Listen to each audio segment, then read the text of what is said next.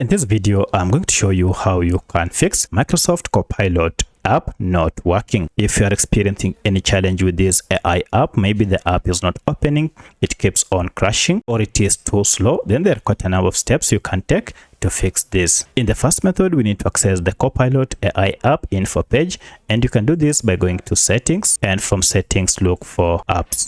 Now under apps, go to manage apps or all apps. This will list all the apps you have on your phone.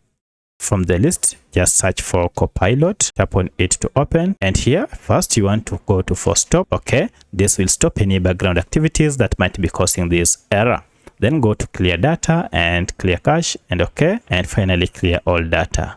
Now you need to restart your smartphone and also check and see if you have any VPN turned on, turn it off or uninstall it, and go open now your Copilot app. At this point, now everything should be running without any issue. But should you still experience the challenge, then go to Google Play Store or App Store if you're on iPhone, search for Microsoft Copilot app, and then update your app to the latest version if we have any update. One of the reasons you might be experiencing the challenge is because you have been using an outdated version of Microsoft Copilot app. However, if your app keeps crashing or stopping, then for that you need to uninstall your app and install it afresh to clear bugs that might be causing the issue.